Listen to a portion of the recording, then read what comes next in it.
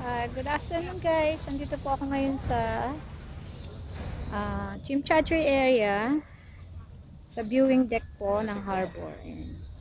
Makikita po natin ang Hong Kong side. Ayan po yung Hong Kong side.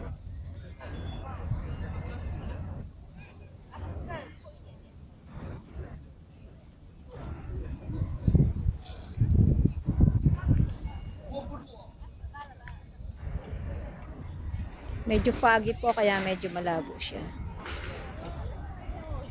The weather's too foggy. Malamig po ngayon.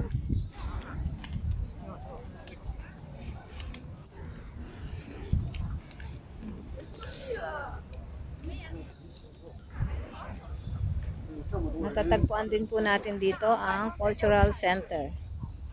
Yan po yung Cultural Center. Yan po.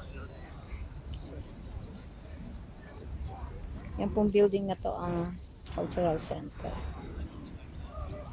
Dito po ang clock tower. Ito yung clock tower.